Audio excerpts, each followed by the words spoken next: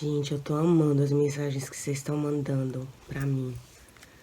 Tô impressionada, assim, tô recebendo muita mensagem de meninos também. Vários emocionados, inclusive. Muita gente se identificando com...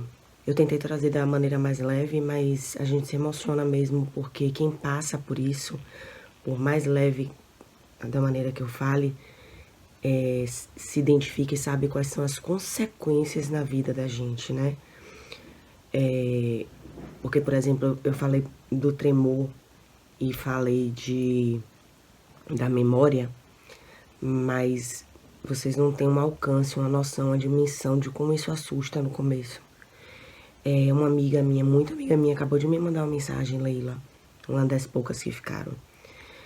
E aí Leila falando assim, Chuca, você lembra quando você tinha todos esses sintomas e você não sabia identificar o que era? Eu passei todos esses anos com tantos sintomas e eu não consegui identificar o que era. E essa é a realidade dos bipolares, porque a média de diagnóstico é de 8 a 10 anos da doença. Então você fica todo esse tempo sem identificar o que você tem. Portanto, você não pode tratar o que você tem. Quais são as consequências disso, né, na vida de uma pessoa? Irreparáveis. Irreparáveis. No quesito pessoal, no quesito profissional.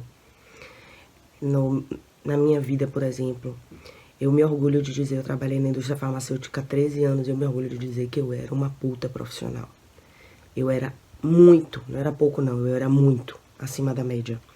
Eu tenho várias pessoas que me seguem aí, foram meus colegas ou chefes, médicos com quem eu trabalhei, e sabem que eu realmente era diferenciada. Com exceção desse último período aí. Esse último período que foi o período que eu descobri, né, o que eu tinha e que eu tava doente e que eu comecei a me tratar. Com exceção disso, eu era um excelente profissional. E eu me preparei muito, eu estudei muito, eu trabalhei muitos finais de semana, eu trabalhei muitas noites, né? Eu tive, pra eu ser diferente, pra eu ser uma puta profissional, pra eu me destacar, eu tinha que fazer algo a mais. Então eu me esforcei demais pra chegar onde eu cheguei. E aí hoje eu não posso exercer mais minha profissão, eu não consigo. Então, profissionalmente, eu perdi minha profissão, né? E isso começou a refletir antes. Como eu falei, eu não lembrava nem o nome do produto mais. Na parte pessoal, começa a acontecer coisas como o que eu falei, você marca com a pessoa, você começa a achar que você tá louca, porque você marca com a pessoa e você não aparece, você não lembra, você fala coisas que você não lembra, e a pessoa fala, eu disse pra você, você, não disse, né? Gente, chegava ao cúmulo, pra vocês terem ideia, de eu assistir a série. Foi aí que eu comecei a me tocar, que era verdade. Eu assistia a série, colocava lá na Netflix para naquela temporada, né, naquela série, naquele episódio que você tá. Parava lá no episódio 3. Eu não lembrava de nada. Eu tinha que voltar pro 2 e eu dizia, por que parou aqui no 3? Eu tava no 2. Só que aquilo começou a virar. Aí quando começa a se tornar um padrão, que as pessoas começam a falar, você me disse, você fez, você começa a perceber, tipo, sorvete espalhado pela casa. Aí é que você começa a ver que realmente a sua memória não funciona mais. Existe coisa mais triste do que isso, gente? Não existe, né? E em relação ao tremor, você não poder socializar. Uma pessoa que, por exemplo, como eu, me separei, eu quero sair, lógico, as pessoas que eu conheço, que eu convivo, são pessoas muito bacanas, muito boas, muito legais, e também se não for, não vale a pena pra mim.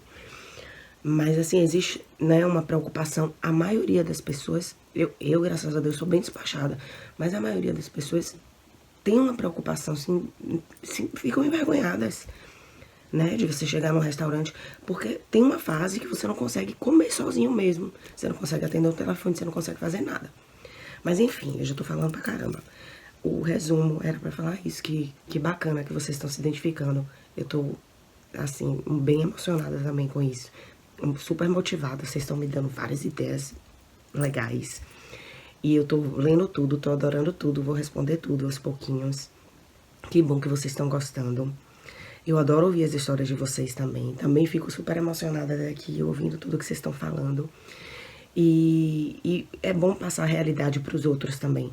E uma coisa que uma dessas pessoas falou pra mim, que queria que tivesse acontecido, eu queria que tivesse acontecido isso também comigo. Se eu tivesse visto, por exemplo, um vídeo desse, há 8 anos atrás, 7 anos atrás, que foi quando começou, né? E eu não tinha nem ideia. Talvez eu me identificasse, eu tivesse me visto ali. E pudesse ter começado a me tratar 8 anos atrás, não ter chegado no estágio que eu cheguei.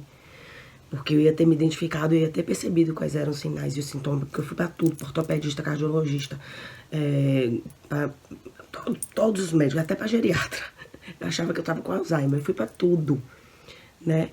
Pra pensar por último em psiquiatria, pra pensar por... E mesmo a psiquiatria ainda demora muito pra chegar no diagnóstico de bipolar. Então, realmente ajuda a gente conversar sobre isso, a gente se juntar e falar sobre isso. Viu? Beijo.